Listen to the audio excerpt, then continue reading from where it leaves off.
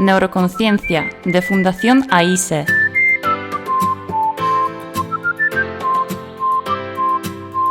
Con Juana Naya.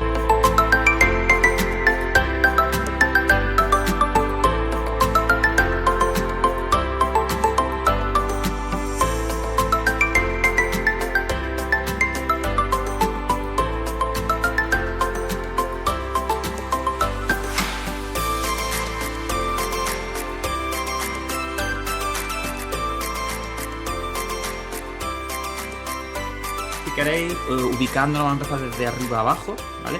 Vamos a ubicarnos en el sistema nervioso y vamos a ver por qué creo yo que es interesante, un poco charlando con Mode y podéis, ya os recuerdo, intervenir la gente que queráis. ¿Por qué creemos que es interesante hablar sobre el sistema nervioso y por qué quizá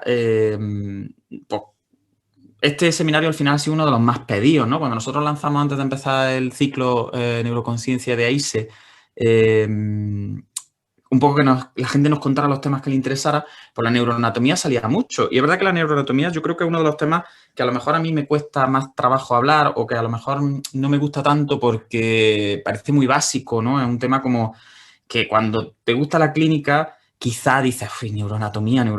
Es como que es como quizá... pues siempre nos gusta hablar más de clínica, nos gusta hablar de signos, nos gusta hablar más... Pero bueno, yo entiendo que la gente que a lo mejor no ha tenido una formación en neuroanatomía desde el punto de vista de dinámica de sistemas o simplemente de sistémica, pues tenga mucho interés en este tipo de seminarios. Entonces yo estoy encantado de hacerlo. Y bueno, creo que es interesante que hablemos un poco de la filosofía que esconde por qué queremos hablar de neuroanatomía. Y ayer que estuvimos Mode y yo en Clubhouse, que a lo mejor también emitimos por Clubhouse un poquito algo del seminario, porque estamos mucho intentando hacer difusión, de hecho, por ejemplo, vamos a darle al Facebook en vivo y vamos a recibir aquí a gente que me están diciendo, Juan, ¿por qué no? Que dije ayer lo mismo, hacemos algo en vivo por Facebook.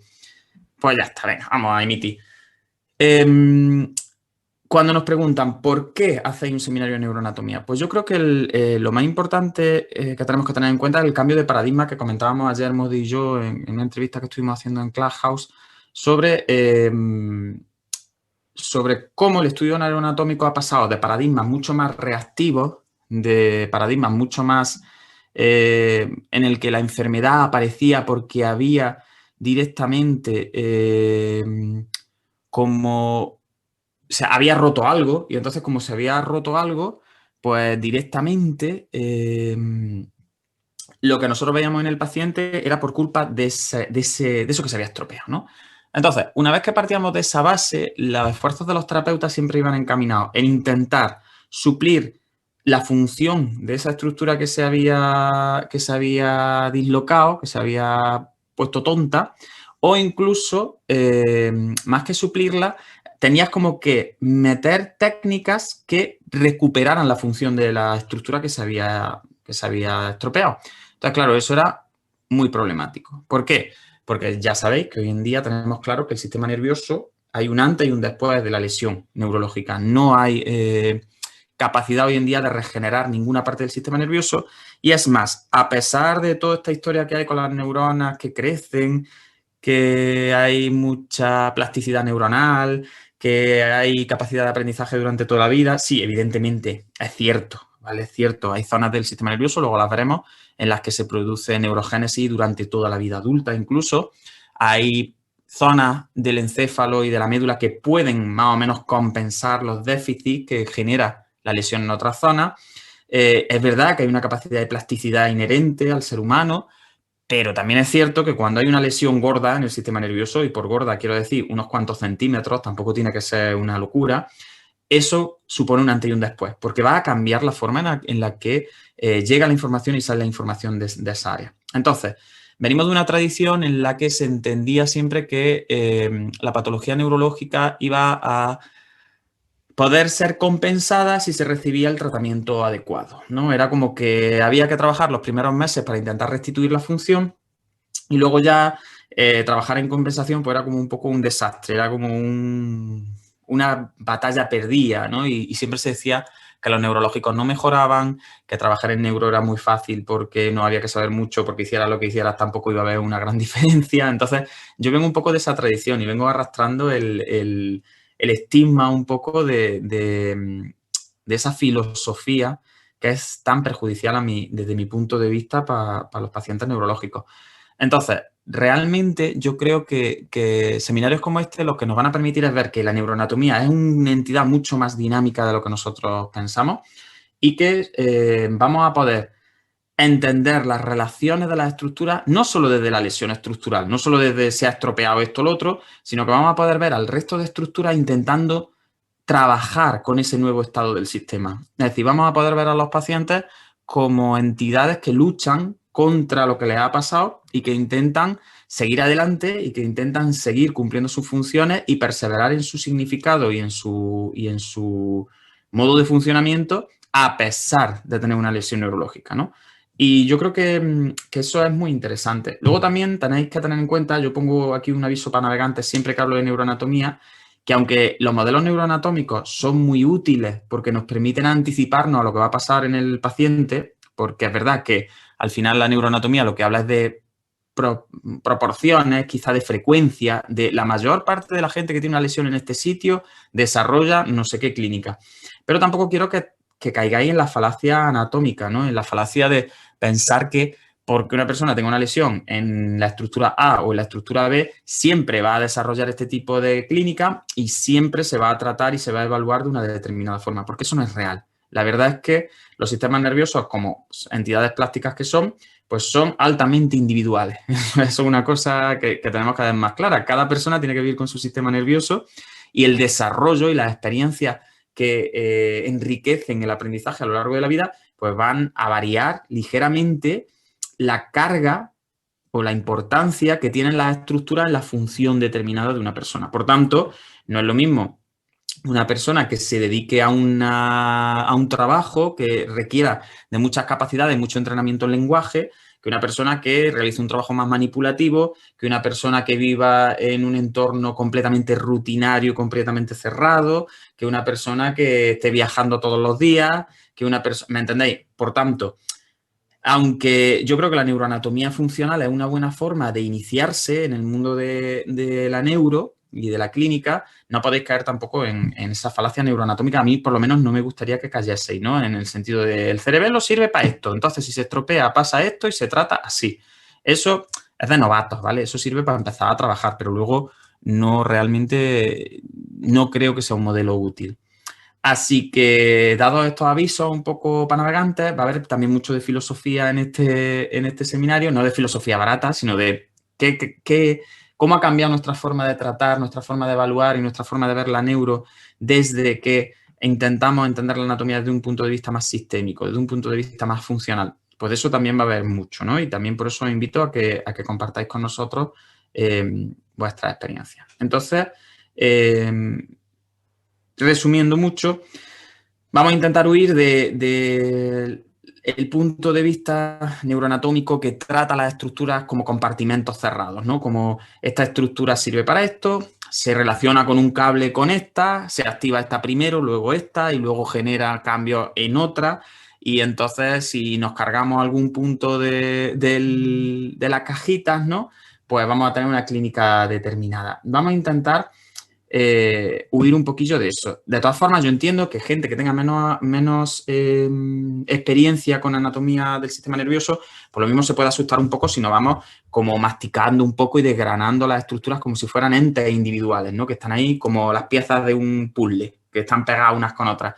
Pero quiero que sepáis que al final, tanto las fronteras neuroanatómicas como las funciones que nosotros le vamos a dar a cada una de las estructuras, pues no dejan de ser una forma de intentar estudiar el sistema nervioso, pero no son la realidad del sistema nervioso ni mucho menos. Es decir, no hay un área motora primaria que hay ahí una frontera con un alambre de espinos y 7 o 8 guardias separándola de la premotora. Eso no existe. De hecho, la mayor parte de las estructuras cerebrales que nosotros diferenciamos están diferenciadas desde el punto de vista macroestructural. Es decir, que yo desde fuera veo una arruga que llega hasta aquí y entonces le pongo un nombre a esta arruga de los sesos, pero realmente ahí no hay una ruptura como existe entre un hueso y otro hueso, ¿vale? No son entidades macroestructurales como los músculos, ¿no? Que tienen distintas cabezas y que tú podrías separar las cabezas y dejarlas casi limpias, ¿no? Pues esto no va así. En el cerebro y en el sistema nervioso en general no hay fronteras estrictas. Ni siquiera entre el sistema nervioso central y periférico hay fronteras estrictas, ¿no? Ni mucho menos. Así que entender esto como algo didáctico, como algo que nos va a ayudar a intentar trabajar juntos en el sentido neuroanatómico y vamos allá. Así que, Modi, no sé si tienes algo que aportar por ahí. ¿Te gustaría hacer alguna aportación sobre cómo te ha cambiado la vida a ti el estudio de la neuroanatomía? No, yo una cosilla que estuvimos hablando también ayer por Clubhouse que me gustó muchísimo y no lo había pensado yo así nunca y podrías también decirle aquí pues, lo que comentó José y tú de que los pacientes que son fuertes, ¿no? Los pacientes que nos llegan, que no los podemos ver como personas débiles, sino como personas fuertes que han superado una lesión en esta estructura y que tenemos que hacer todo lo que sea posible con ellas. No sé cómo introducción. Sí, la verdad es que tener en cuenta que venimos de una tradición, yo lo decía ya también en Clubhouse, no sé qué opinas tú de eso, de una tradición en la que se trataba a los pacientes con mucho cariño, mal cariño, ¿no? Porque siempre se decía que los pacientes neurológicos como que eran muy frágiles, que había que tratarlos pues prácticamente solo con técnicas prácticamente pasivas, con estiramientos, con técnicas muy centradas siempre como en el signo, más que en sus capacidades, y venimos de formas de abordaje neuro que son abordajes muy centrados en lo negativo, son evaluaciones negativas, evaluaciones del déficit, de la discapacidad, pero no suelen ser evoluciones de la capacidad. Entonces yo creo que eso, bueno, ha generado unos tipos de tratamientos en neuro que por lo menos desde el punto de vista de fisioterapia, pues ya os digo, eran tratamientos que encerraban al paciente siempre en una carrera sin final en la que tenía que recuperar las capacidades previas que tenía antes de que se produjera la lesión. Y yo creo que eso es al final un error muy gordo. No sé qué pensáis o si alguien quiere aportar algo, si tú, Mode, quieres decir algo. No, simplemente era eso, que me llamó mucho la atención de que hay que tener en la mente eso, que el paciente es una persona fuerte. Me gustó mucho. Sí, sí. En vez de verlo como una persona débil, hay que tenerlo ahí. Claro, muchas veces vienen los alumnos y es verdad lo que decíamos ayer, vienen los alumnos y parece que tienen miedo como si el paciente fuera de cristal, ¿no? Que era como lo que... Y esto aparece mucho cuando lo vemos en el máster también y en clínica, ¿no? El rollo de, es que no sé si al paciente le voy a poder aumentar el tono si me equivoco. No sé si al paciente si le trabajo la fuerza, lo mismo le genero más hipertonía. O si a lo mejor, si no tengo cuidado, lo mismo lo fatigo. Y si lo fatigo, lo empeoro y le puedo generar una crisis y no sé cuánto. Entonces yo creo que también el estudio neuroanatómico en este sentido pues nos tiene que dar cierta capacidad de relajarnos y de decir, mira, no hay que tenerle tampoco tanto miedo al paciente neurológico, hay que estudiar y hay que sacar mucho y el sistema nervioso es apasionante por el misterio que plantea y por lo poco estudiado que lo tenemos todavía o que nos gustaría tenerlo y que todavía sacamos conclusiones como muy generales, pero al final los pacientes neurológicos son auténticos supervivientes, ¿no? Son personas que, lo que yo decía ayer, han tenido una hemorragia masiva que se ha llevado por delante prácticamente un lóbulo o se ha llevado por delante prácticamente una parte de la corteza gorda o incluso que se ha llevado unos ganglios basales por delante que han estado muchas veces en estado de mínima respuesta meses, que aún así han superado el hospital, las infecciones, todo lo que han pillado allí en el hospital, más las sondas, más la tráqueo, más que, vamos a ver, que son gente que aunque tú los veas ahí que tienen 80 y tantos años y que han tenido su ictus y que están, pues son los supervivientes de un proceso como ese. Entonces, yo creo que hay que cambiar el chip y hay que empezar a tratar a los pacientes neurológicos como lo que son, es decir, como gente que aunque tenga un funcionamiento distinto, pues porque ya está, porque esto es como si al teléfono se le rompe una parte de la memoria, pues tiene menos memoria, ¿vale? Pero hay que vivir con menos memoria. Entonces, hay que intentar sacarle todo el partido que podamos al hardware que nos queda. Y al final la neuroanatomía va de hardware, ¿vale? Pero por suerte no todo en el sistema nervioso es estructura. Por suerte la función también genera pues cosas maravillosas. Así que yo creo que es importante este aviso un poco para navegantes y empezar a hablar de neuroanatomía con esta perspectiva que tenemos, ¿no? Así que no sé si a alguien de los panelistas o de los participantes le apetece un poco compartir su experiencia con la neuroanatomía, si os ha parecido un coñazo cuando la habéis visto en la carrera, si os gusta, si la entendéis, si no la entendéis, si creéis que se explica bien por ahí, si, en fin, habéis tenido algún trauma con la neuroanatomía, cualquier cosa así, pues estáis invitados en cualquier momento a intervenir, ¿no? Así que ya está, partimos, por tanto, de la base de que vamos a trabajar con personas que son supervivientes de procesos que son muy complejos, que son gente fuerte, y vamos a partir de un análisis neuroanatómico en el que, aparte de hablar de la disfunción que genera la lesión, también vamos a hablar de cómo el resto del organismo, sobre todo el resto del sistema nervioso, intenta ir hacia adelante con esa lesión. Intenta seguir funcionando con los recursos que tiene. Que esa quizás sea una de las características del análisis del sistema que es más interesante y que ha cambiado, por ejemplo, mi percepción de la clínica más. Esa percepción de, no, tú no tienes que trabajar con el déficit, sino que tú tienes que trabajar con la capacidad.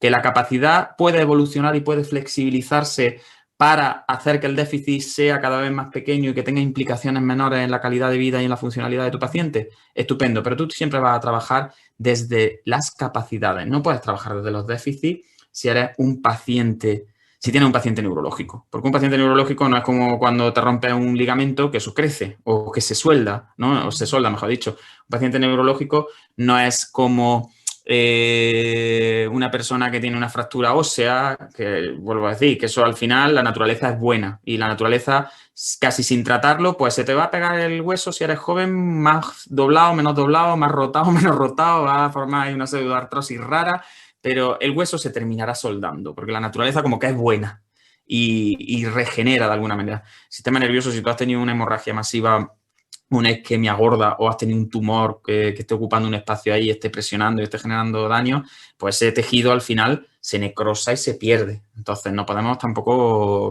vivir en el país de la piruleta, como decía Homer Simpson, y creernos que el sistema nervioso es completamente pluripotencial, porque ahora se vende mucho eso también, ¿no? De la plasticidad, ya hasta desde la nutrición ya, pues que esto sirve para que el sistema nervioso se regenere y es como, no, mire usted, las lesiones neurológicas son lo que son. Así que fuerza, optimismo en entender que el sistema es fuerte y que puede reorganizar sus capacidades para hacerle frente a la lesión, pero también realismo, ¿no? Y ser profesionales y tener claro que, bueno, una lesión del sistema nervioso, pues es una auténtica putada. Pero ahí tenemos a esos organismos luchando contra el déficit. Así que si queréis, vamos a empezar por los sesos. Vamos a ir pasito a pasito. Vamos a empezar a hacer una descripción general de los lóbulos. Vamos a ver los lóbulos en resonancia magnética un poquito y vamos a localizar funciones que son interesantes.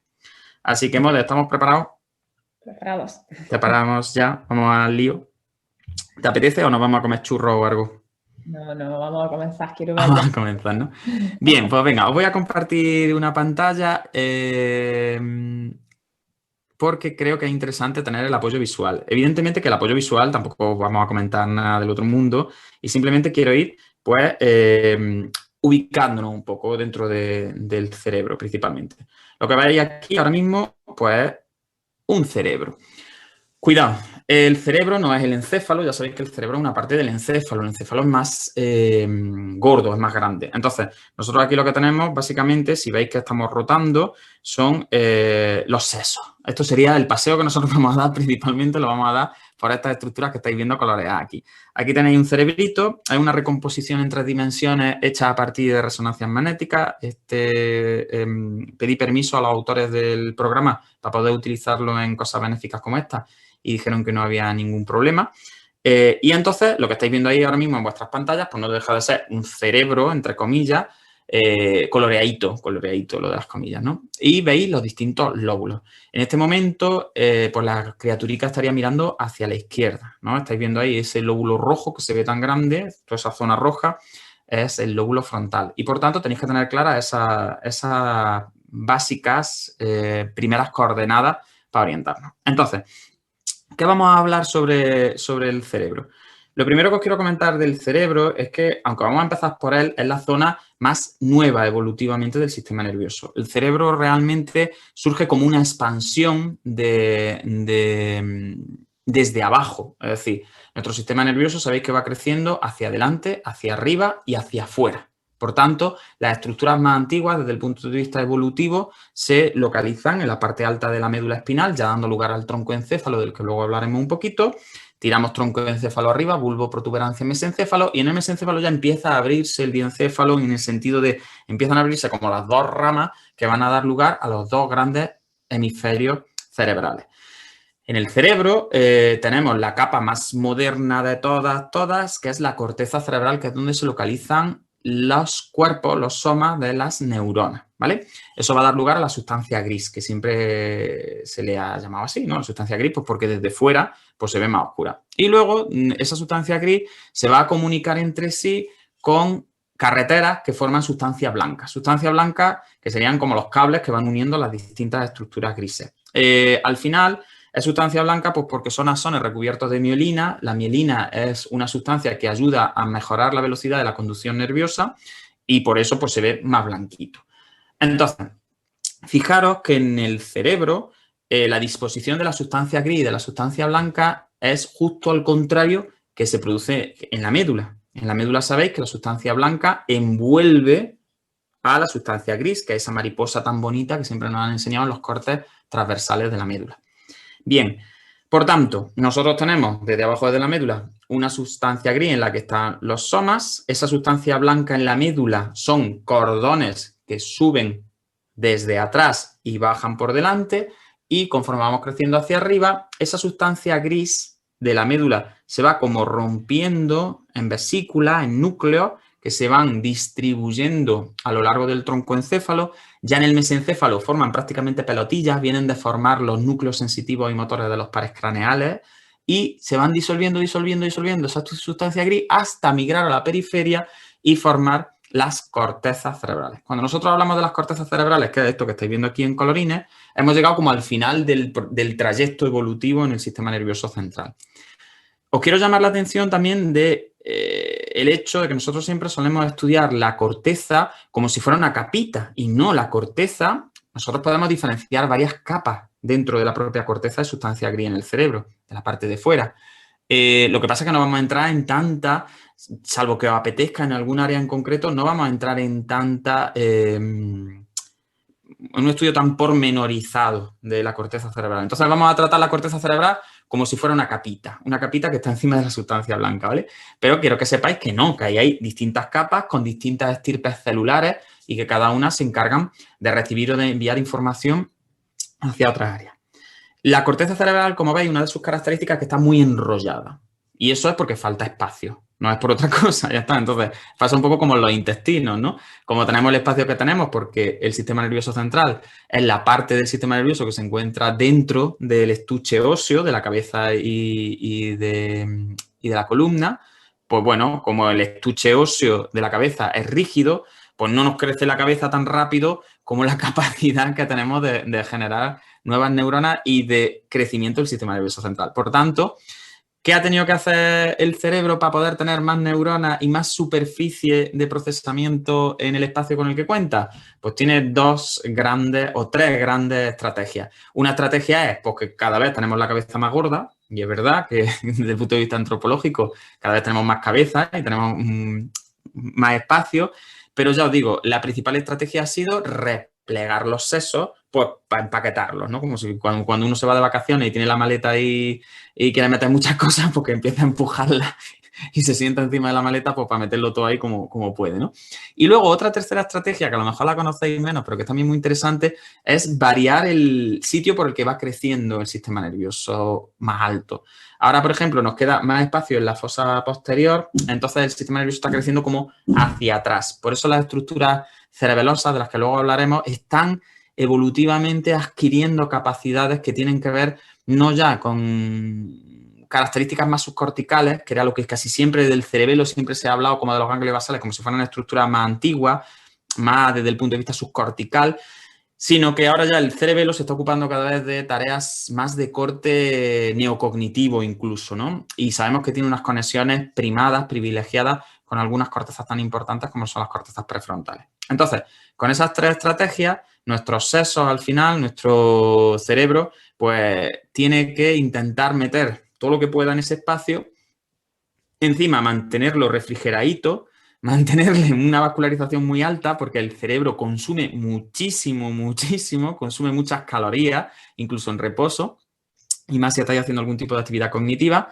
Y además, también una leyenda un poco urbana sobre el cerebro que creemos que es muy grande. El cerebro es muy chiquitillo. El cerebro de un adulto realmente, yo siempre me imaginaba los cerebros como si fuesen prácticamente la cabeza, ¿no? Uno se imagina un cerebro ahí como si fuese un cabezón y que va, y el cerebro es una mierdecilla. El cerebro pesa muy poquito y es como, está muy bien empaquetado ahí adentro, ¿no?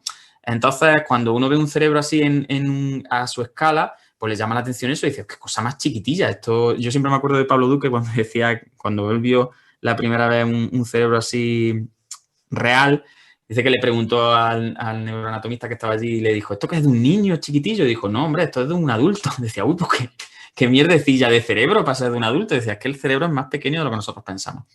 Entonces, es interesante sobre todo que tengáis en cuenta eso, que nosotros vamos a hacer una división en hemisferios, vamos a hacer una división en lóbulos y luego vamos a hacer una división en giros y en surcos. Y que esa división es completamente didáctica, pero que realmente no significa nada, ¿vale? No hay un porqué. No me preguntáis, ¿pero por qué, Juan, este área llega hasta aquí? La mayor parte de las veces, la única regla por la que un área llega a un sitio o sale de otro es porque desde fuera se ve mejor. Es decir, se ve como... cuando yo abro la cabeza y soy neuroanatomista, pues ya está, pues veo que aquí hay como un vallecito y entonces como hay un vallecito, pues yo digo que esto es un área y la otra es otra. De hecho, por ejemplo, si queréis ver las famosas áreas de Brodmann, que luego hablaremos de ellas, ahí tenéis un modelo de las áreas de Brodmann.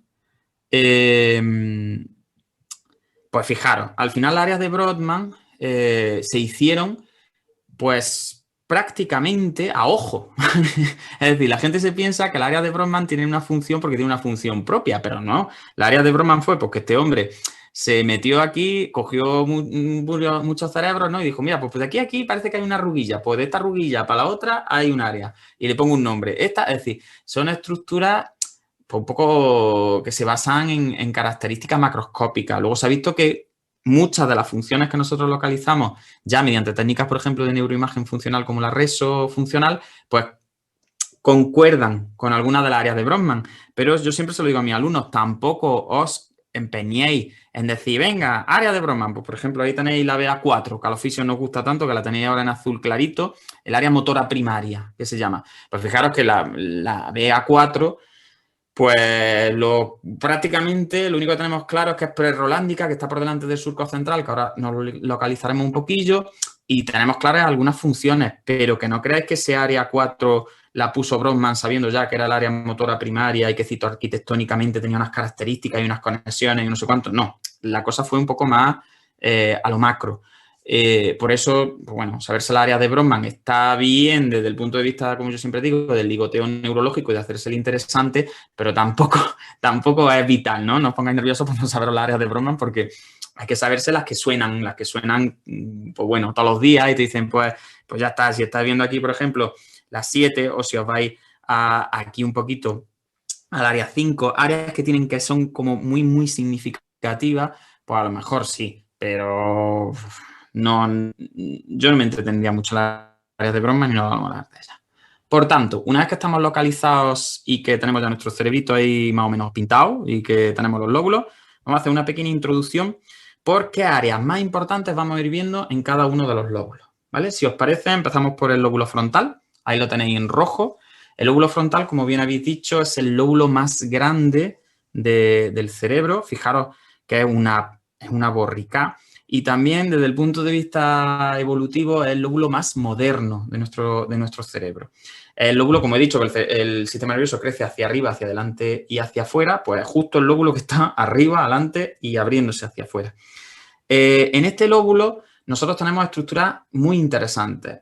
Una cosa que sí quiero llamar la atención es que lo mismo, cuando solemos hablar del lóbulo frontal, nos creemos que está en la frente, cortamos como así, ¿no? Yo le digo muchas veces a los alumnos, ¿tú dónde te tocaría el lóbulo frontal? Y te hacen así, como si solo se quitaran la tapa de los sesos, ¿no? Como yo digo, que el lóbulo frontal va bastante atrás, ¿eh? Va bastante atrás. Ahora cuando veamos los cortes en reso y veamos los colores, veréis que va bastante hacia atrás y va en oblicuo desde arriba y atrás hacia adelante y abajo y afuera, ¿vale? Por tanto, está como más retrasado en la parte superior y luego se viene hacia adelante por esa surco frontal, si queréis, o surco central que se le llama, que es como muy importante.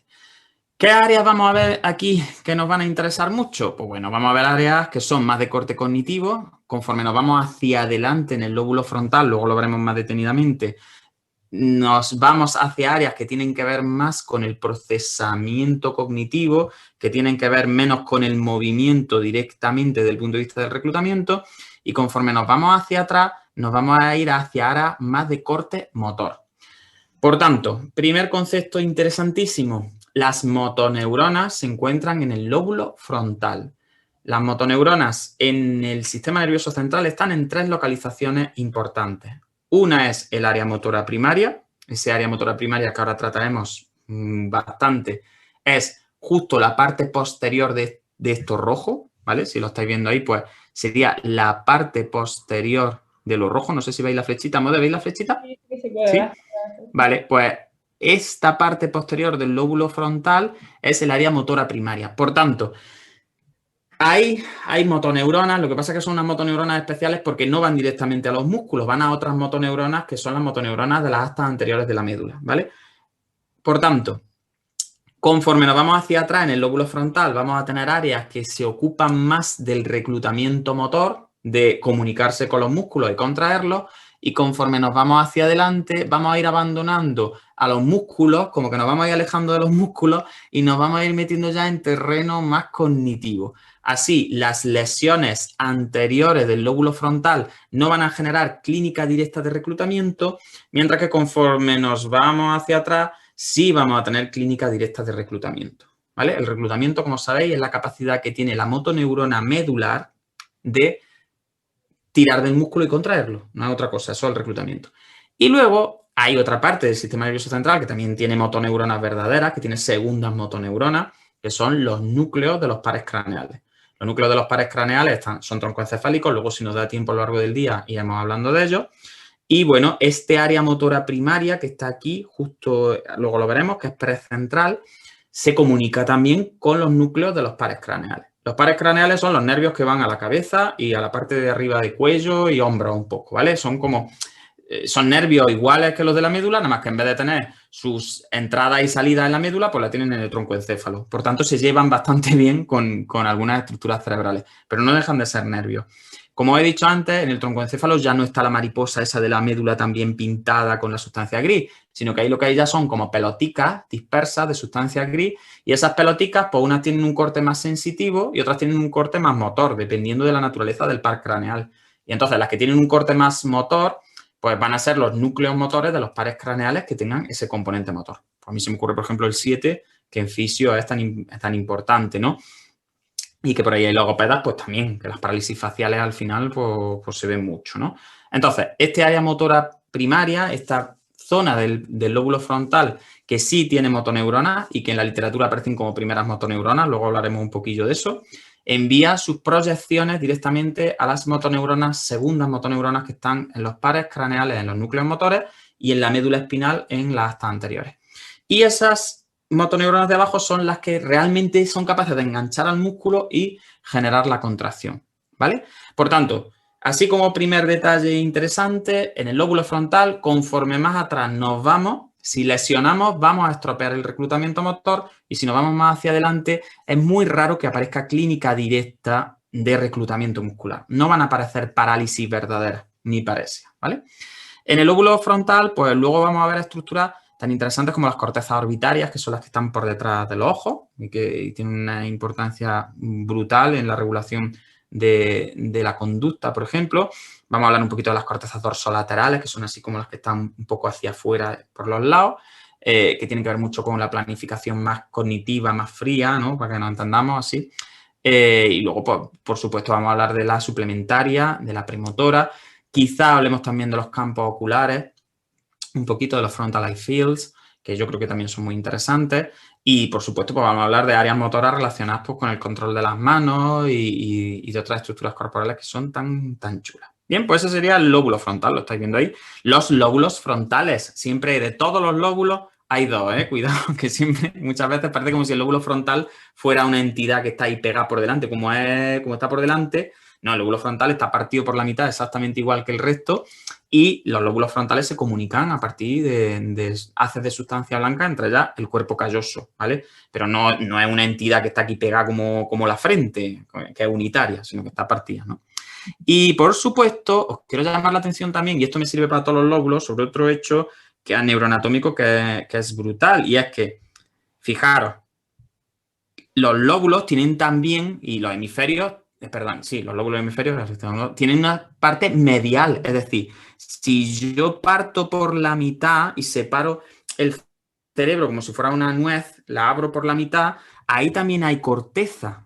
En ese surco interhemisférico, ¿veis? O monto el surco interhemisférico, en esa raja que hay ahí, si yo separo los dos hemisferios, me encuentro con que hay parte roja también metida en ese acantilado, ¿vale? Porque muchas veces parece que las cortezas están solo en la parte de fuera del cerebro y no, fijaros qué cantidad de sesos hay ahí metidos en la parte de dentro, en ese valle que forma la unión interhemisférica, ¿vale? Ese surco interhemisférico tan gordo que estáis viendo ahí desde arriba, pues tiene parte también medial. Cuando hablemos de lo medial, lo de en medio, pues pensar que eso es lo de medio, lo que está en medio de los dos hemisferios, ¿vale? Bien, si cambiamos de lóbulo, pues nos vamos al parietal. Ahí lo tenéis en amarillo, que es un lóbulo muy interesante. El parietal se separa del frontal por el surco central, que lo veis aquí, también llamado rolando, ¿vale? Tenéis en cuenta que las rajas que veis ahí, esos valles, se van a llamar surcos normalmente. Se llaman también cisuras. Da igual, lo podéis llamar como queráis. O raja, me da lo mismo. La raja de Rolando, pues la raja de Rolando, el surco, la cisura, me da igual, ¿eh? Pues el valle, ¿vale? Y sin embargo, luego veremos cómo nosotros cuando hablemos de la parte de arriba, de las montanitas, de la arruga en sí misma, pues le vamos a dar distintos nombres. Por ejemplo, giro, porque muchos de ellos están así como girados. Pues cuando hablamos de un giro, pues lo que estamos hablando es de la arruguilla que está así redoblada. Luego lo veremos, ¿no? Pero cuando habléis de los surcos o de las fisuras, mejor dicho, las fisuras sobre todo es, para que entendáis, como la rajita que hay aquí en medio. Bien, pues esta rajita, el surco central, es rolando. Por delante estamos en el lóbulo frontal, en el área motora primaria, y por detrás ya entramos en el parietal. El lóbulo parietal es un lóbulo chiquitillo, no es un lóbulo muy grande, ¿eh? Igual, tenemos cuando dice a los alumnos, tócate el parietal y hacen así, pum, y se ponen las manos aquí como si todo la lateral de la cabeza fuera el lóbulo parietal. Y realmente el lóbulo parietal está como muy por encima de la oreja, aquí metido, y es chiquitillo, en realidad tendrá pues 3 dedos, es muy pequeño el lóbulo parietal, ¿no? Y el lóbulo parietal tiene estructuras tan interesantes que nosotros vamos a hablar hoy un poco, como el área somatosensorial primaria, que está justo detrás del surco central, ¿vale?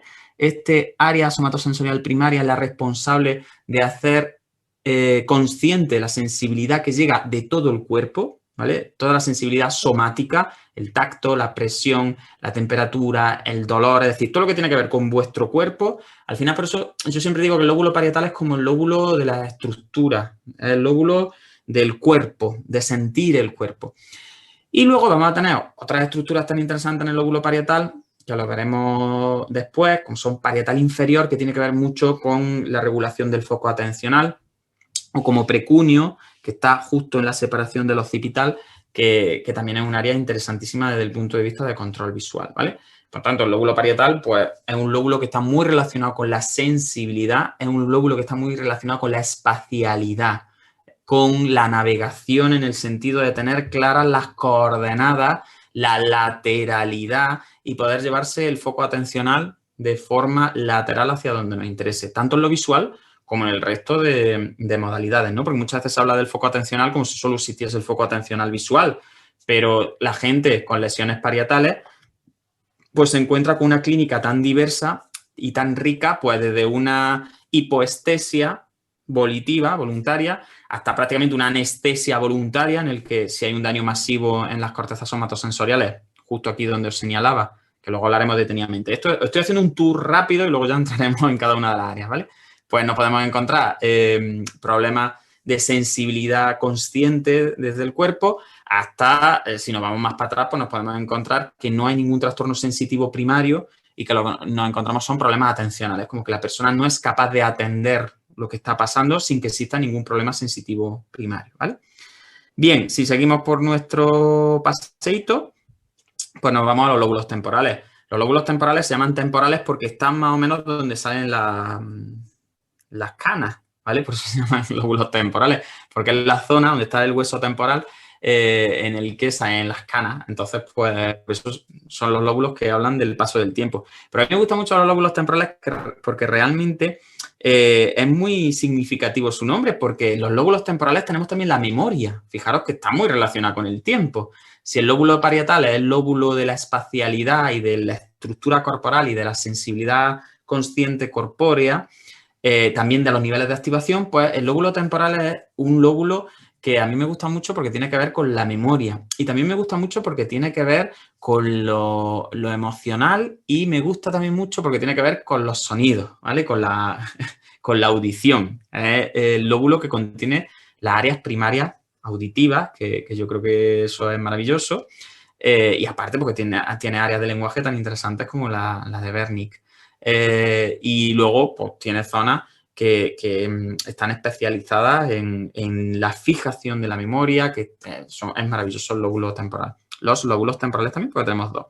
El lóbulo temporal forma como una especie de cuernecito hacia adelante. Fijaros que hay un polo temporal.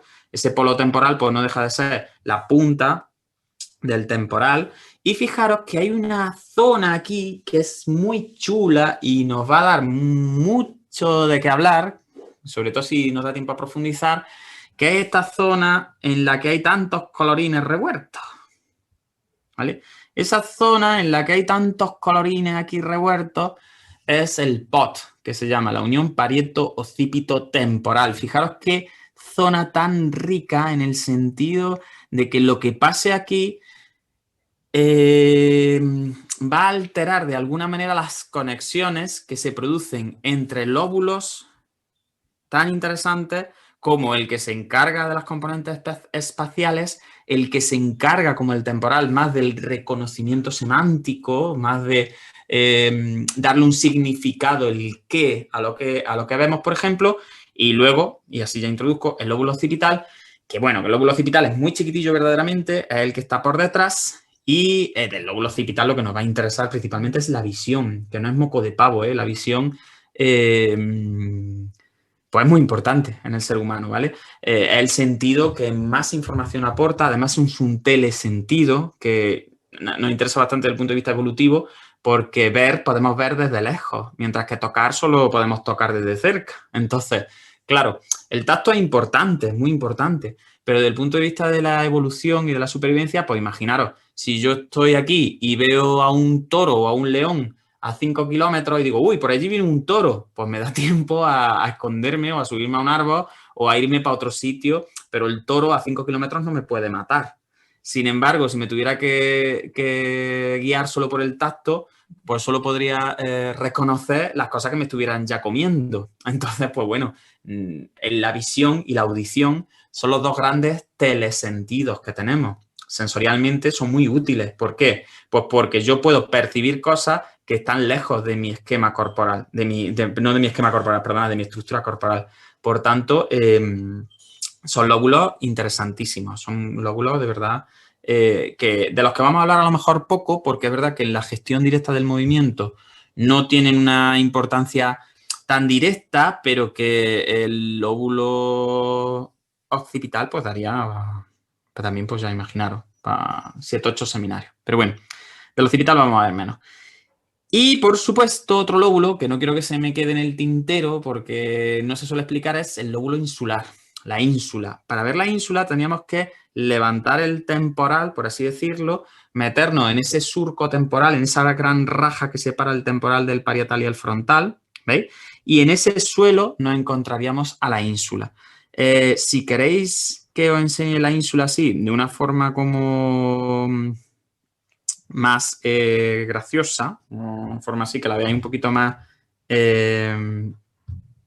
visual, pues la tenéis ahí, marca, ¿vale? La tenéis justo aquí. ¿Veis? Eso que se colorea ahí, eso es el lóbulo insular. El lóbulo insular, fijaros que tendríamos como que levantar el temporal, meternos por debajo del temporal y en ese suelo que hay ahí, si levantáramos el temporal, porque se remeten, yo siempre digo que se remeten como cuando uno remete la sábana en la cama, ¿no? Que la remete así, pues tendrías que levantar el temporal y justo por debajo tendríamos el lóbulo insular. La ínsula es una estructura muy chula, ha salido en la encuestilla que hemos puesto al principio y yo creo que se presta a mucho, porque la ínsula es una estructura que es muy misteriosa, sabemos de ella y luego lo veremos más tranquilamente, que se desarrolló, la zona insular se desarrolló de estructuras cerebrales que tenían que ver con la percepción del asco, ¿vale? Y fijaros, en nuestro cerebro, aunque nos parezca una cosa muy moderna, muchas de las estructuras se han desarrollado a partir de zonas que en su día se ocupaban de cosas tan sencillas pues, como el olfato o se ocupaban de cosas como las reacciones de asco, de sorpresa o de miedo. Entonces, igual que el rinencéfalo es una parte de nuestro cerebro que se desarrolló a partir del sentido del olfato, luego hablaremos un poquito de él, pues la ínsula tiene la característica que se desarrolló a partir de zonas que tenían que ver con la sensación de asco. Y la ínsula es un lóbulo, es una estructura que tiene una importancia vital en la percepción de la propia estructura y la propia personalidad o del yo como un ente separado del entorno. Y además tiene que ver al oficio, por ejemplo, esto nos interesa mucho, ya que la mayoría soy fisioterapeuta, con el sufrimiento que genera el dolor. No el dolor como sensación ahí aislada, como una sensación que no tiene nada que ver con nosotros, sino como la parte que uno sufre del dolor como si fuera un ataque a su yo. Pensar que eso es muy chulo, porque claro, el dolor al final estamos hablando de dolor nociceptivo, ¿no? El dolor que se produce pues, porque a mí me han pegado un pisotón en el dedo chico del pie. Al final eso pues no deja de ser un daño estructural de alguna manera, pues que me han pegado un pisotón y ahí estoy, ¿no? Y eso no se vive en plan solamente como información. No es una información como la información táctil. Yo el dolor no lo siento como siento tocar la mesa. Yo la mesa la toco y a mí la mesa me da una información. Yo escucho música y la música me puede emocionar, pero al final la música es como algo externo a mí, que a mí me nutre o que a mí me genera unas sensaciones, pero es algo externo a mí. Sin embargo, el dolor se caracteriza y es lo que, por eso quizás sea algo que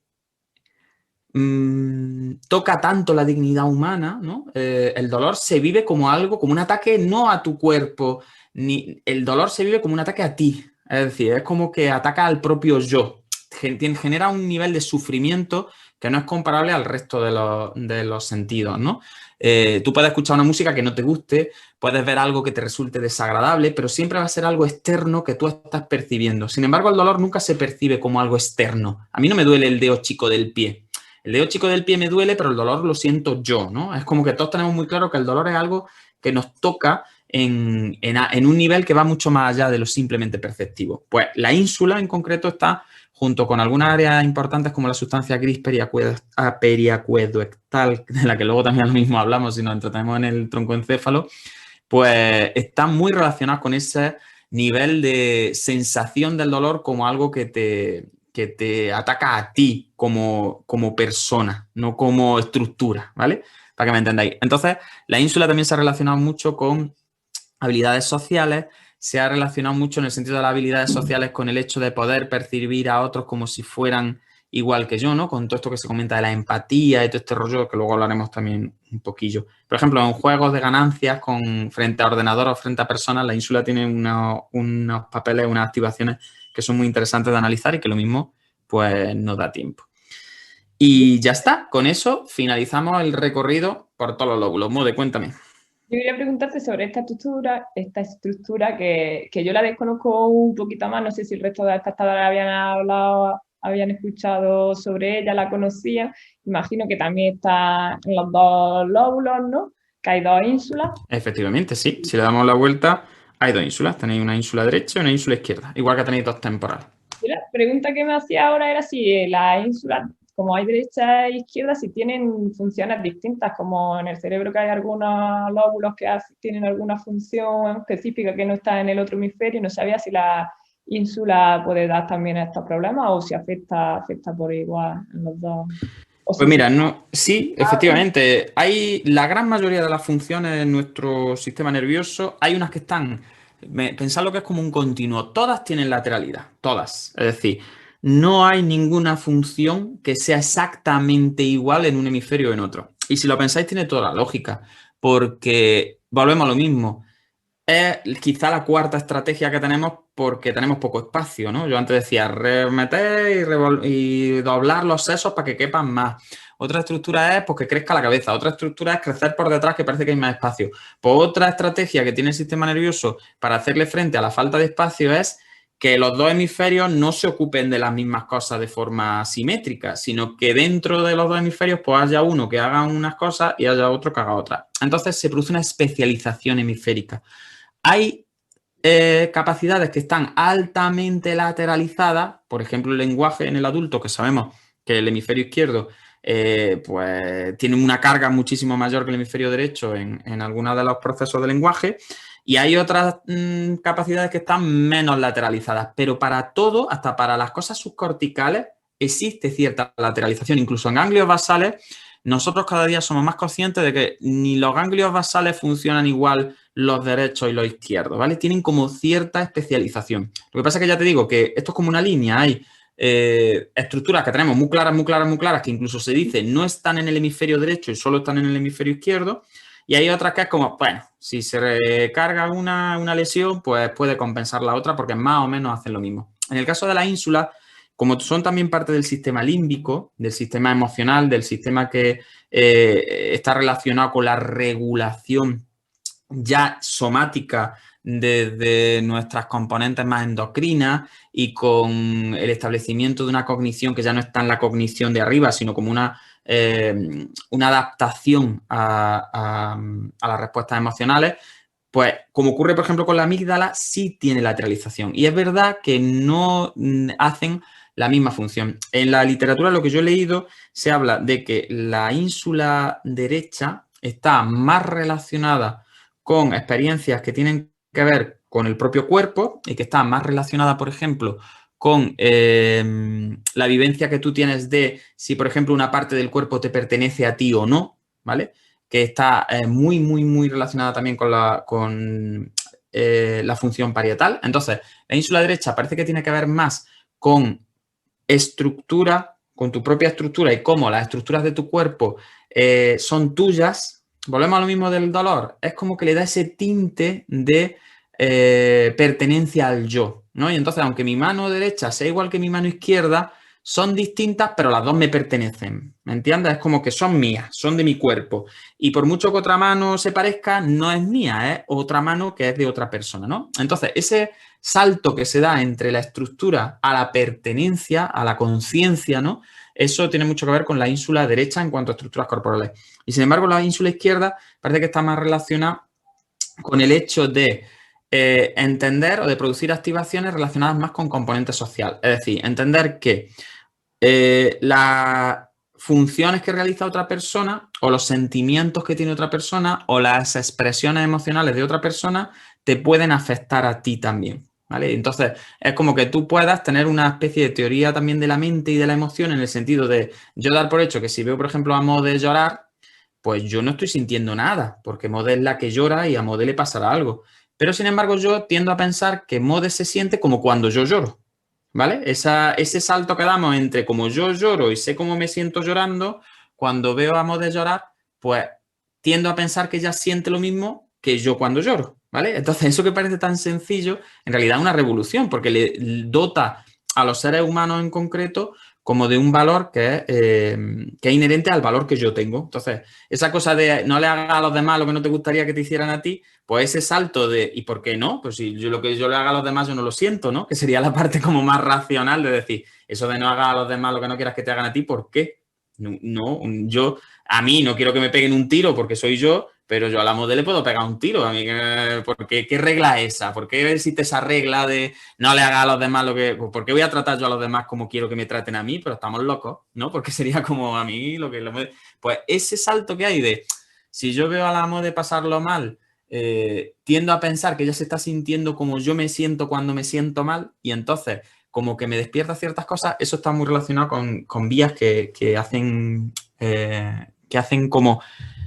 sinapsis, diríamos, o que están metidas en sistemas que tienen que ver con ínsula izquierda. Pero en los dos casos, las dos ínsulas, nos encontramos con esas funciones. Y la ínsula, ya te digo, fíjate, es muy simbólico, luego hablaremos a lo mejor un poquito más de ella, como se desarrolló a partir de cortezas que tenían que ver con el asco, también están muy relacionadas con activaciones de entender si una persona, por ejemplo, o una situación son de los míos o son otros. ¿Me entendéis? Por ejemplo, hay estudios muy interesantes en psicología social y en antropología también que relacionan la actividad insular, por ejemplo, con la hostilidad, con el hecho de tú entender que alguien pertenece a tu grupo o entender que alguien está fuera de tu grupo. Y entonces, como esa tendencia a la solidaridad intragrupal depende mucho de las activaciones insulares. Entonces, cuando se activa la ínsula, es como que tú tiendes a pensar que esa persona que tienes delante es de los tuyos. Y entonces es como, es compañero, ¿no? Este es compañero, coño.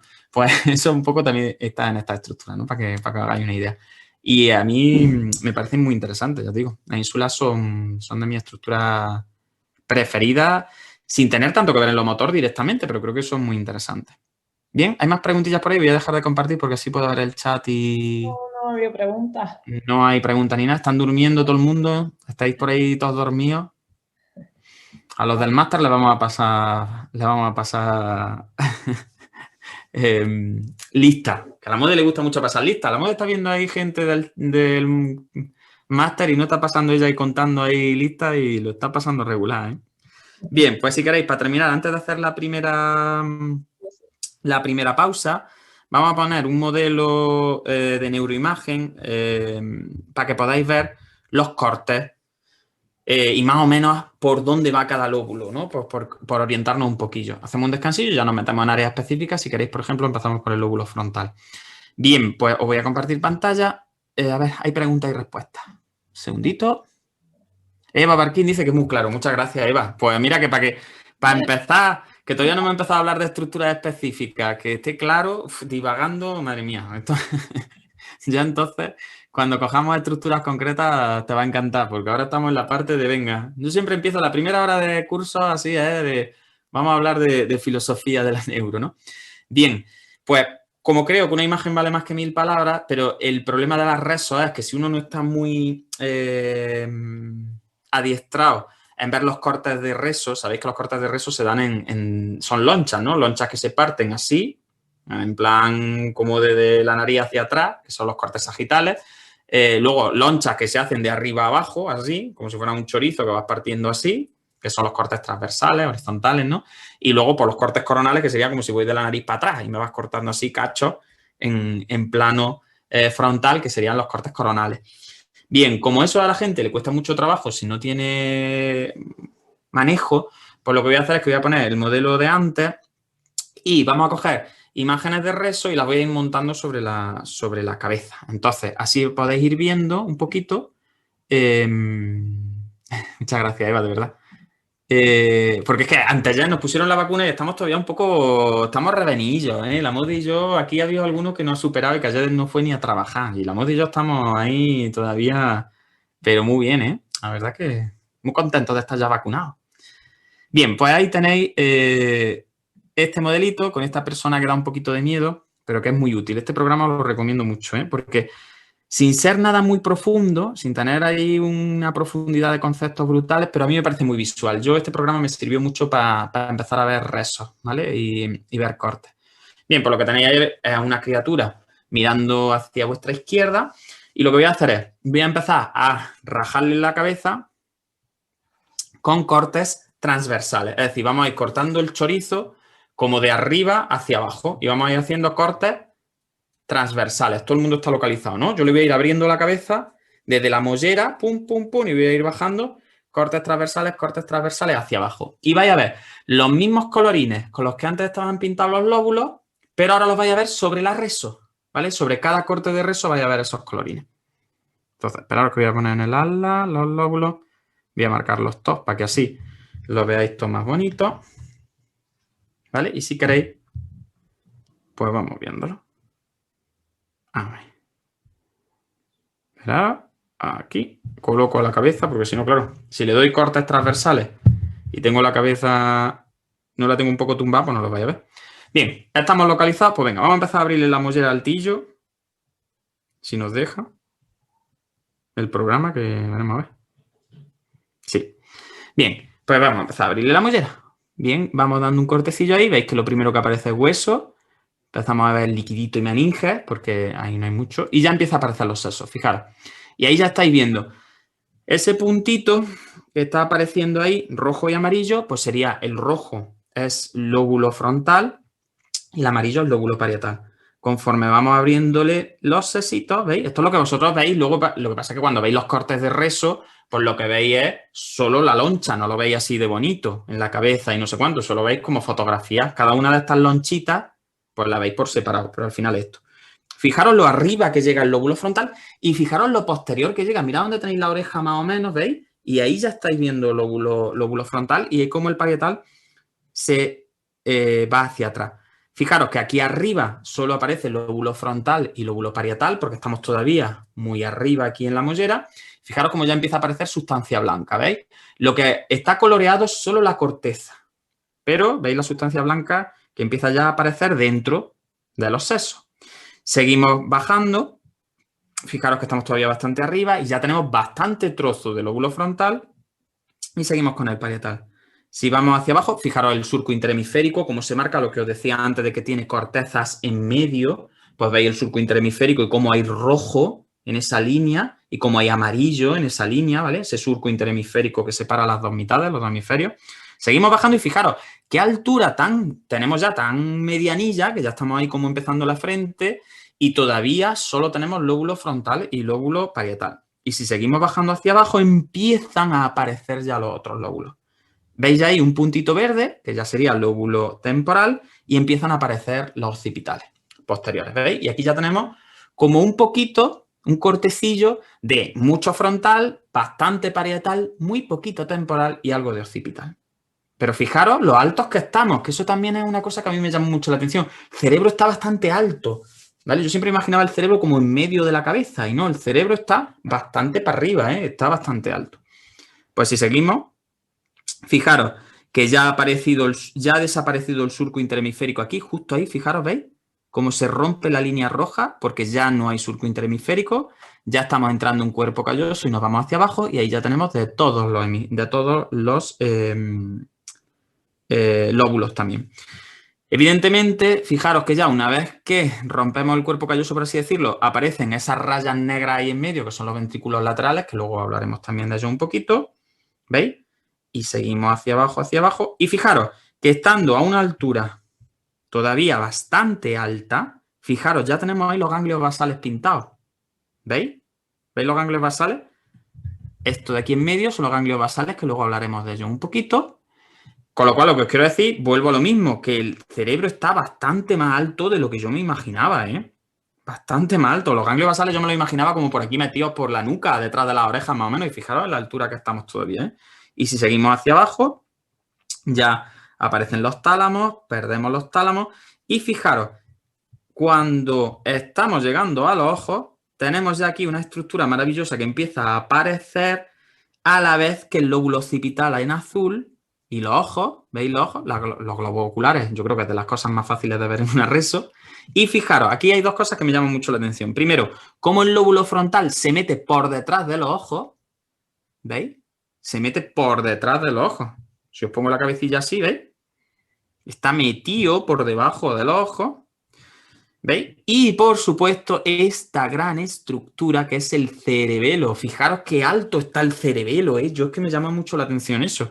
Está muy, muy alto el cerebelo. Yo me decía, tócate el cerebelo y me tocaba casi en la nuca. Y es que no, Juan, si es que en la nuca están las cervicales ya, ¿cómo va a estar el cerebelo ahí? Entonces, fijaros qué altura tiene el cerebelo. Y otra cosa que me llama la atención mucho del cerebelo es cómo está por debajo del occipital. No está... Está por debajo, pero por debajo y por delante, como que el occipital le hace una capa por atrás. Fijaros que si bajamos desde aquí, ¿vale? Si bajamos desde aquí, que estáis viendo más la referencia de la nariz y de la oreja, nosotros hacia arriba tenemos occipital, ¿veis? Occipital ahí en azul, y de repente aparece el cerebelo y se mete como por en medio, por delante del occipital y por debajo, ¿veis?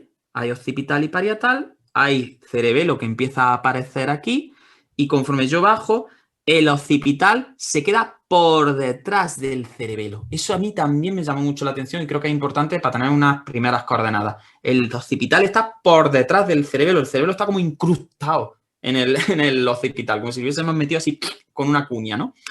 Y conforme bajamos, ya entonces desaparece el occipital, nos quedamos con el pedazo de cerebelo, que es una pasada el cerebelo ahí, ¿lo veis?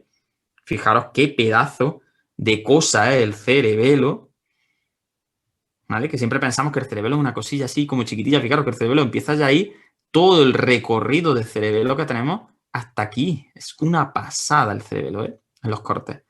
Y fijaros que otra cosa también que creo que es muy interesante es cómo hay corteza cerebral por debajo de los ganglios basales, porque lo mismo, los ganglios basales están como metidos hacia arriba, pero el cerebro se desparrama por los lados. Entonces, como se desparrama por los lados, fijaros que yo aquí dejo de ver los ganglios basales, que están aquí, para que os hagáis una idea, y dejo de ver los ganglios basales y aún así sigo viendo lóbulo temporal, sobre todo en verde. Fijaros, el lóbulo temporal, la parte anterior del lóbulo temporal, por ejemplo, aquí estamos viendo, luego lo veremos, el hipocampo, estamos viendo las amígdalas, ¿vale? Ahora luego las señalaré bien. Pues fijaros, el lóbulo temporal baja bastante, bastante abajo. Bastante abajo. Pero el lóbulo temporal baja bastante abajo porque es como que se remete por los lados. Lo que os decía de la sábana haciendo la cama, ¿no? Entonces yo tengo el lóbulo temporal remetido, ¿vale? Y el lóbulo occipital remetido por detrás. Y tengo el cerebelo encajado en el lóbulo occipital y los ganglios basales están bastante más altos de lo que parece, ¿vale? De hecho, por ejemplo, ya con esto nos vamos, si queréis hacer un descansito, os voy a poner un corte. Ahora va a ser un corte sagital, ¿vale? Entonces, lo que vamos a hacer es, hemos cogido a la criatura y le vamos a abrir la cabeza desde este lado, ¿vale? Fijaros lo que hacemos. Lo vamos a poner de lado, le vamos a... Uy, espérate que se marea, pobrecito. Le vamos a dar un vestibularazo, que verás. Entonces, lo que vamos a hacer es, nos va a venir de aquí y vamos a entrar desde la oreja. Para que veáis lo mismo, están en los mismos colores, ¿eh? Y es, fijaros que son las mismas imágenes de reso con las que hemos montado todos los niveles. Entonces, así os podéis hacer una idea en esta persona en concreto. Entonces, empezamos a cortar si me deja. Sí, sí me deja. Le quitamos la oreja. Pin, pin, pin, pin. Hueso. Y nos metemos, fijaros que aquí lo primero que va a aparecer es el temporal, la parte lateral del temporal. Nos vamos hacia adentro, temporal todavía, porque estamos entrando desde el temporal precisamente. Ya empieza a aparecer parietal y occipital. Fijaros ahí el cerebelo, la altura que tiene con respecto a los ojos, más o menos. Os hago mucho énfasis otra vez en lo mismo, ¿vale? La altura que tiene con respecto a los ojos el cerebelo. Y fijaros la altura que tiene el cuerpo calloso con respecto a los ojos. Fijaros, esto es el ojo, ¿vale? Pues fijaros, si tomáis de referencia ese ojo que está por encima de la nariz, mirad el cuerpo calloso qué altura tiene, ¿eh? Para que, lo vuelvo a repetir, el cerebro está bastante más alto de lo que nosotros nos esperamos, ¿vale? Y fijaros aquí, en esto que se pone todo rojo, ¿qué hemos hecho ahí? Pues hemos saltado de un hemisferio a otro. Por eso os decía que la pared entre los hemisferios tiene también corteza, porque cuando salto de un hemisferio a otro, ¿veis? Rojo, rojo, porque estoy en el lateral de un hemisferio, me meto, rojo, rojo, porque ya he saltado al otro surco, en el surco interhemisférico a la otra pared del otro hemisferio. Entonces, para que os ubiquéis un poquito. De todas formas, vamos a ir viendo cada una de estas estructuras más despacio, evidentemente. Solo quería que fuera como un primer paseíto, así rápido por los sesos. Y ahora, después de la pausa, pues nos entretenemos más rato. Entonces vamos a hacer una pausita, si os parece, de 20 minutillos. Bueno, ya vamos a hacerla un poco más larga porque nos metemos casi en las 2, ¿no me ves? Son ya las 2. Ya está. Al final, iba a hacer una pausa más rápida y al final no ha sido tan rápida, nos hemos enrollado más de la cuenta. Entonces, si queréis, podemos hacer una pausita hasta las... Venga, media orilla, vamos a poner media orilla. Hasta las 12:10 y pegamos un tironcillo ya hasta mediodía. ¿Os parece? ¿Sí? ¿Estáis todos de acuerdo? Más o menos. Pues nada, detengo la grabación.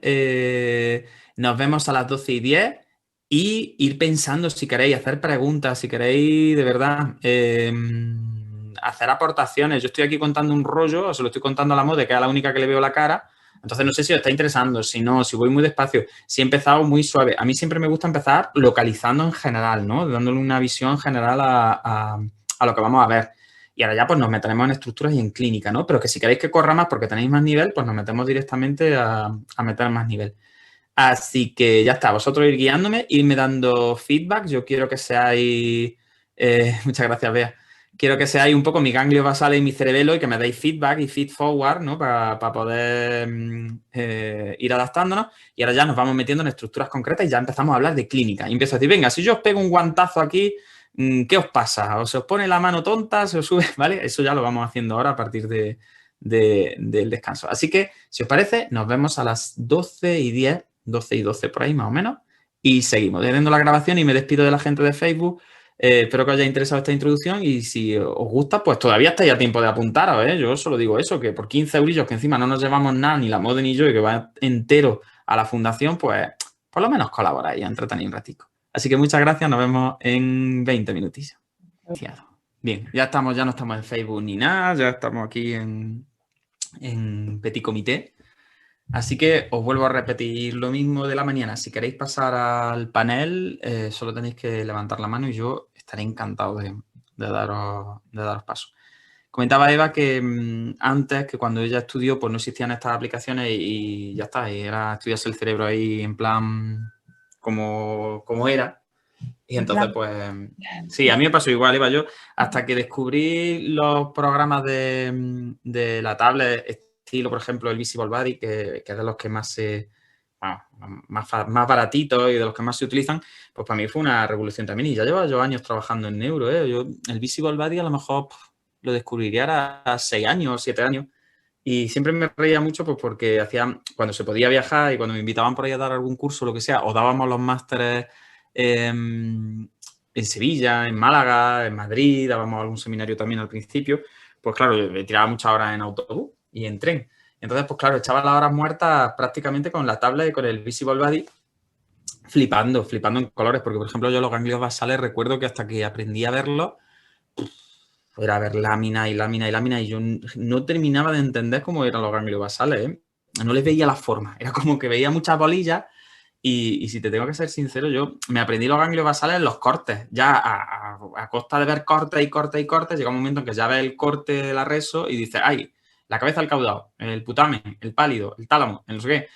Pero al final te aprendes los cortes así en estático y a fuerza de verlos, los ves ya y es que los ves. Pero si me preguntabas cómo son en 3 dimensiones, no hubiese sabido que era como una cosa muy rara. Y con los programillas estos en 3 dimensiones, la verdad que te abre mucho, sí, te abre mucho la mente, ¿eh? Es como que ya ves hasta la cápsula interna, que fíjate que ver la cápsula interna es como, la cápsula interna yo siempre decía, madre mía, a ver cómo se remete ahí entre los ganglios basales. Y gracias al Visible Body, más o menos. Y ya este que os estoy poniendo, que me han preguntado antes, lo tenéis en las preguntas el nombre, se llama Brain Tutor o Brain 3D. Es gratuito, ¿eh? Y esta empresa tiene incluso un programilla que funciona también en el ordenador de sobremesa, en el que se ven los cortes, los 3 cortes, y puede ir moviendo las coordenadas y van variando los otros cortes según vas moviendo, ¿no? Como para ver una estructura en los 3 cortes a la vez.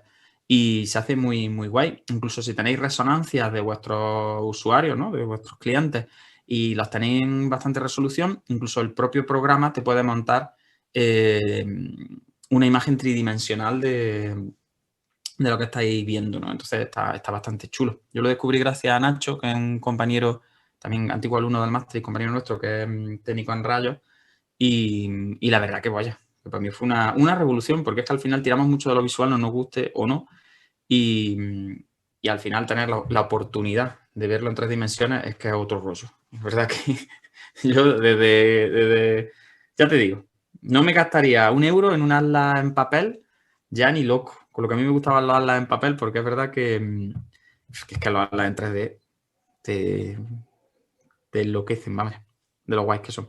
Bien, venga, abrimos turno de preguntas. ¿Hay alguna pregunta en la sala que tengáis alguna curiosidad, algo de lo que hayamos dicho que no haya quedado claro, que queráis puntualizar, que tengáis así alguna duda en concreto, que digáis, uy, esto a mí me calienta mucho la cabeza, yo siempre he querido saber, no sé, contarme. Si no, pues seguimos para adelante.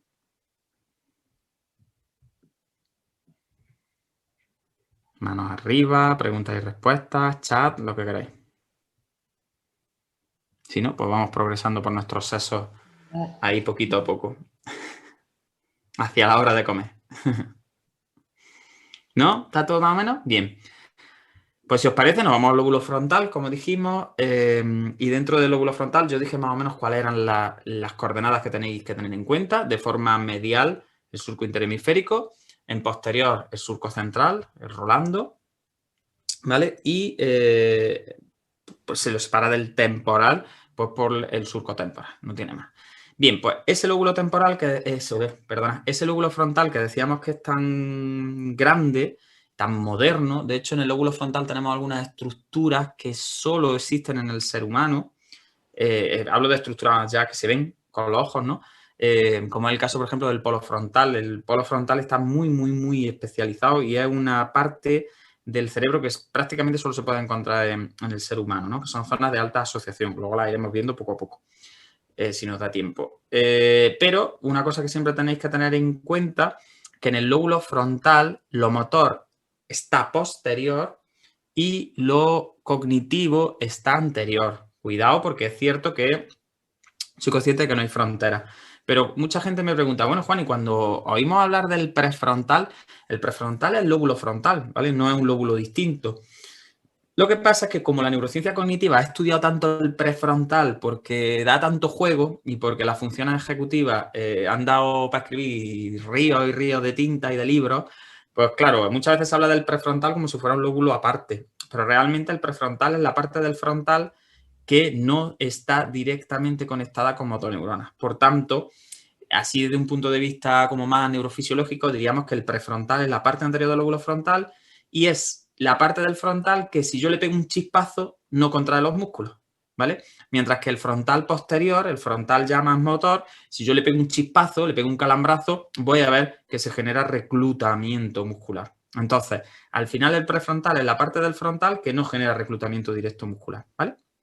Aunque, como he dicho antes, en el lóbulo frontal están las primeras motoneuronas en el área motora primaria, pero siempre lo digo, para mí no son verdaderas motoneuronas porque esas motoneuronas no se enganchan al músculo directamente. Esas motoneuronas siempre van a actuar sobre el músculo de forma indirecta, a partir de las segundas motoneuronas de los pares craneales y de las astas anteriores de la médula, ¿vale?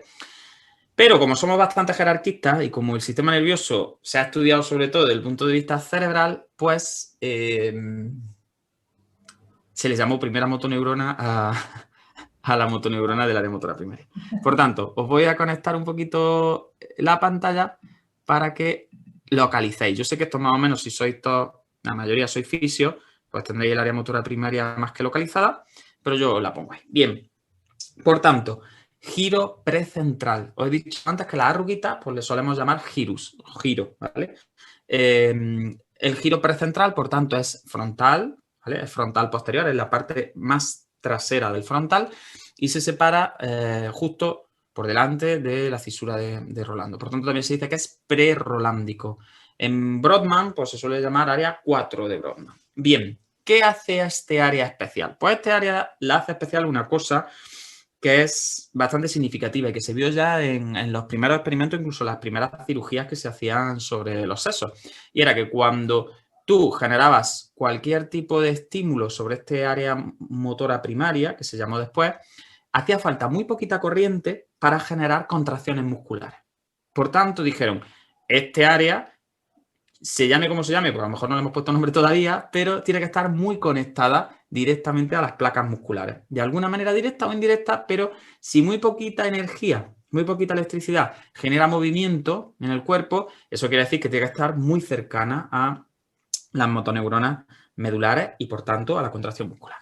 Bien, de esta capa os puedo decir que hay que entenderla en 3 dimensiones, porque tiene profundidad también, es decir, lo que os decía antes de las layers, que se llaman en inglés, es decir, las capitas dentro de la corteza motora primaria, y en ella, en una de las capas, encontramos a las pirámides de Betz. Las pirámides de Betz son unas motoneuronas muy gordas, muy grandes, muy chulas, que son una de las células más grandes del cuerpo, pero las neuronas más grandes del cuerpo, porque tienen unos pelazos que imaginaros, es decir, el axón de estas motoneuronas, algunos de ellos tienen que bajar, pues, a lo que ha dicho Mo de antes, a la parte más baja de la médula. Por tanto, son unos axones bastante potentes y se proyectan tanto hacia los núcleos motores de los pares craneales como a las motoneuronas medulares. Por tanto, de este área surge la llamada vía piramidal antigua. ¿Por qué se le llamó vía piramidal? Pues no por las pirámides de Betz, como mucha gente piensa, sino que se le llamó vía piramidal por las pirámides vulvares, que son 2 engrosamientos que le salen como 2 tetas que le salen al bulbo, y en las cuales se produce la decusación de las proyecciones que vienen desde este área. Por eso, cuando se produce una lesión en un hemisferio, el hemicuerpo que sufre la clínica es el contralateral. Es decir, si la lesión se produce por encima de las pirámides vulvares, como luego se decusan abajo, pues van a dar clínica contralateral. Y por eso sabéis siempre que la clínica de reclutamiento va al revés. Por tanto, esa vía piramidal nosotros la podemos dividir en 2 grandes secciones. Una que va a ser córtico-nuclear. Yo siempre digo que la neuroanatomía es muy fácil, no tiene mucha complicación, porque los nombres que les ponemos a las cosas son muy descriptivos. La vía córtico-nuclear es la vía que lleva los impulsos desde el área motora primaria cerebral, desde este área que estáis viendo ahí en rosita o en... ¿Qué color es ese, Mode? ¿Es un fucsia, diremos? Dicen que las mujeres veis más colores que los hombres. No lo sé. Fusia. Es fusia, vamos a llamarle fusia, ¿no? Entonces,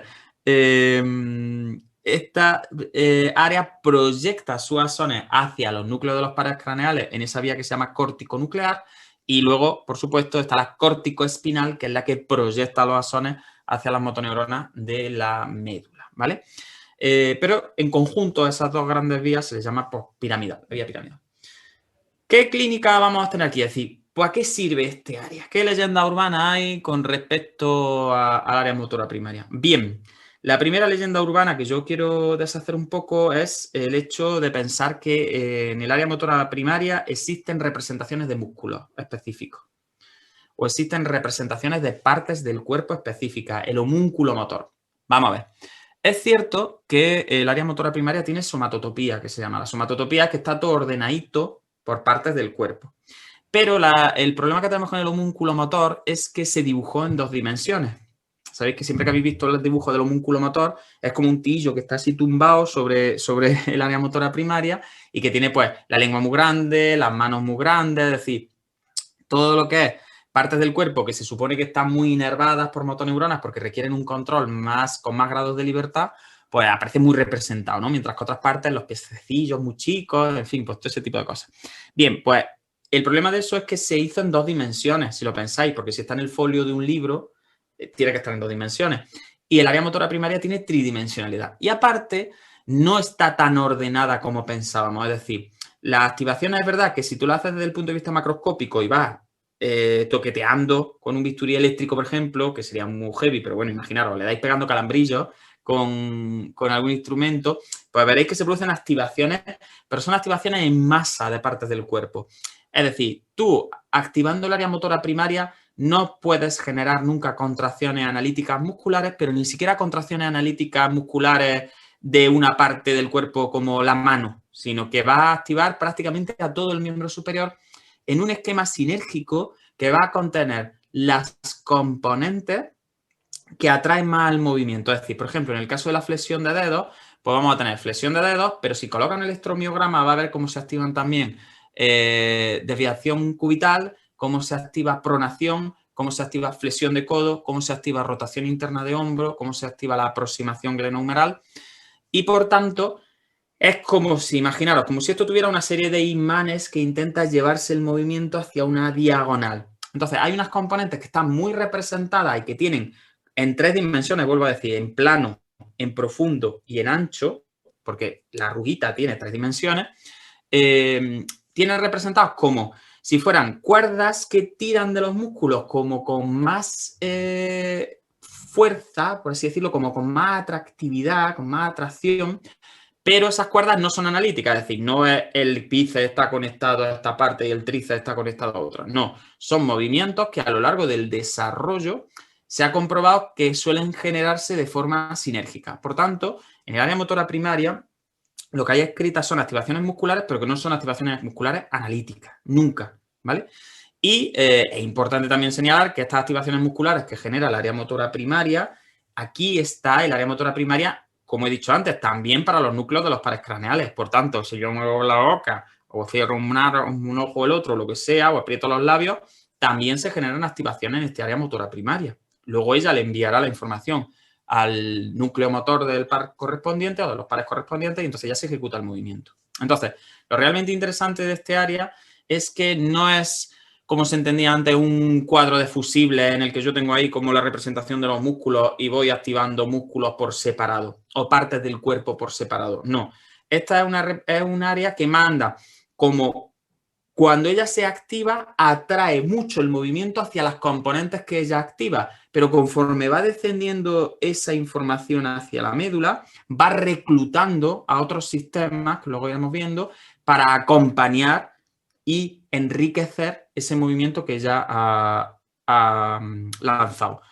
Por tanto, resumiendo, más que tratarse de un área activadora en analítico, de un área que activa componentes, se trata como de las cortezas anteriores frontales han lanzado un esquema de movimiento con una significación, con un fin funcional, y el área motora primaria es como que se ocupa de generar activaciones muy potentes para las componentes del movimiento que tienen que ser como las más potentes, ¿vale? Entonces es como una amplificadora del reclutamiento que se genera mediante motivación en las áreas anteriores. Por eso siempre se decía que el movimiento, a mí me gusta mucho cuando mi profesor de anatomía decía que el movimiento nacía fuera de nosotros, porque el movimiento siempre como que va dirigido a un fin. Y es verdad que el movimiento nace fuera, pero también nace dentro, ¿no? Porque también tenemos, luego lo veremos, algunas estructuras que se ocupan de la motivación también intrínseca del movimiento. Entonces, bueno, es guay ver cómo el movimiento no nace en el área motora primaria, ¿no? Como me preguntaban a mí en los exámenes, a lo mejor en la carrera. El área motora primaria lo que hace es como primar, como amplificar las componentes de reclutamiento volitivo que luego van a ir arrastrando como si fueran una cascada al resto de componentes que se van engarzando, que se van amplificando alrededor de esa señal. Entonces, como imaginaros, como cuando despega un cohete, ¿no? Hay un punto en el que despega y dice ¡boom! Pues ese es el área motora primaria. El área motora primaria lo que hace es despegar, atraer, amplificar los esquemas de movimiento que el frontal decide que tienen que ser las componentes como definitorias en activación del trabajo que se va a hacer. Pero no es un interruptor, no es, venga, la mano está aquí, voy a cerrar la mano, entonces activo una parte del área motora primaria y todo ese tipo de cosas, ¿vale? Eso ha generado mucha leyenda urbana y yo creo que hay que dedicarse un poco a aclararlo, porque al final son simplificaciones que también son peligrosas. Bueno, cuéntame, ¿tú qué opinas del área motora primaria? ¿Qué te gusta a ti de este área? No, digo, lo analítico viene ya cuando llega a la segunda motoneurona, ¿no? A los núcleos de los pares craneales y así va la información sale de forma más analítica, Claro. muscular, ¿no? Sí, sí. El caso de lo analítico es complicado en realidad, porque Analítico no hay nada, ¿no? ni siquiera las motoneuronas, claro, ni siquiera las motoneuronas medulares, y esta es una pregunta muy, muy curiosa, muy buena, ¿no? Porque a mí también me parecía eso al principio.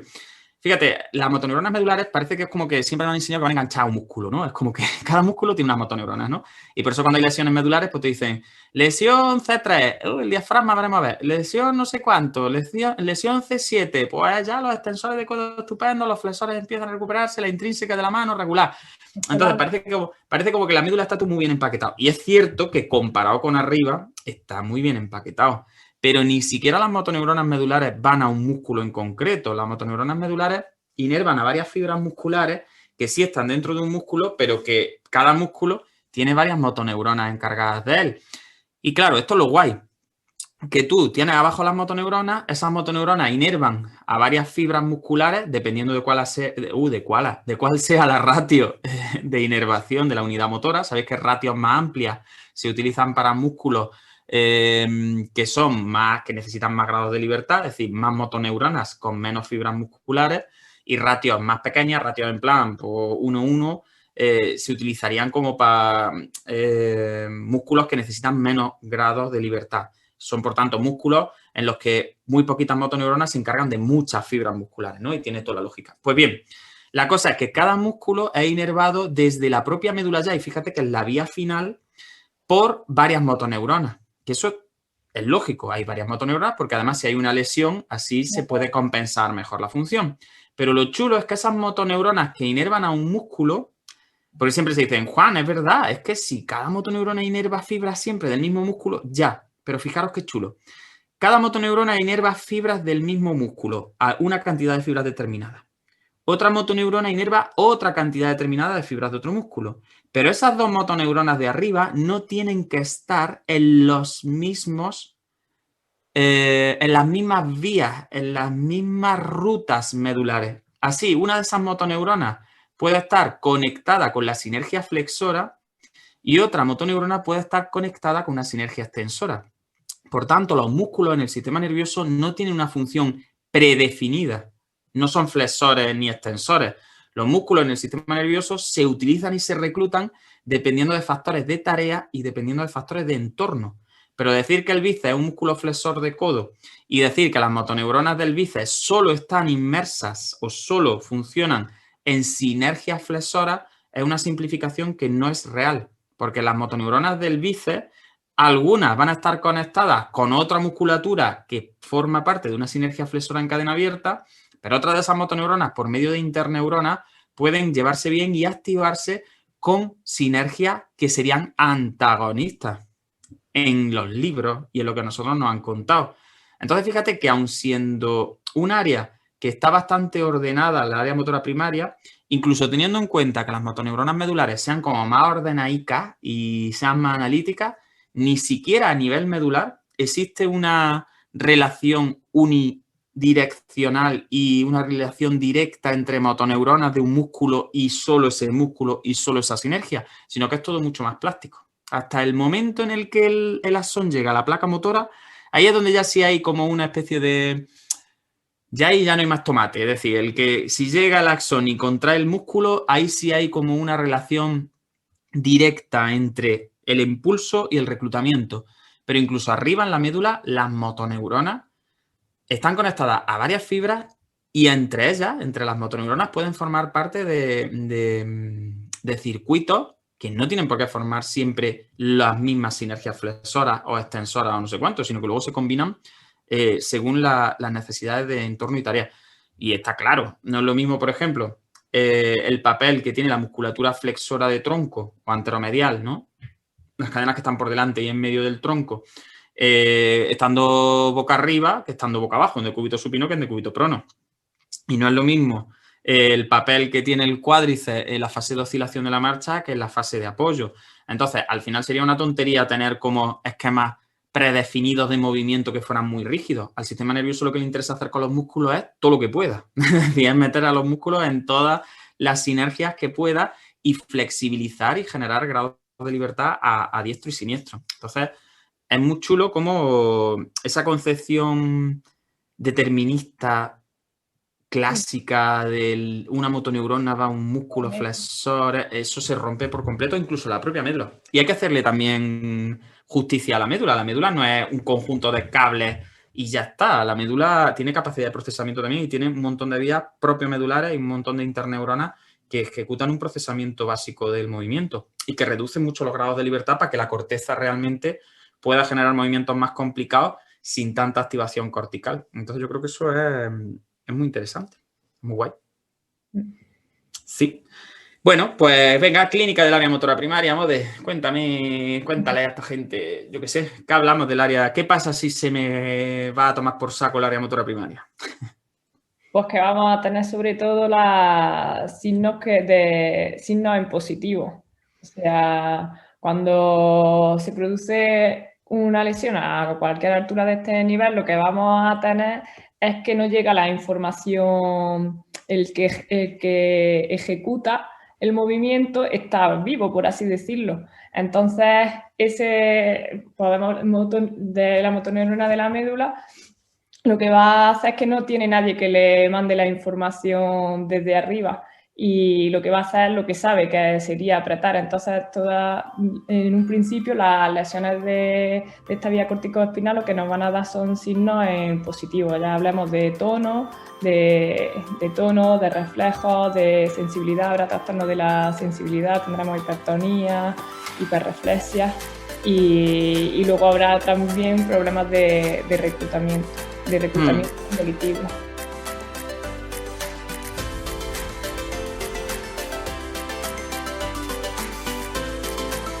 Neuroconciencia, del caos a la sinergia.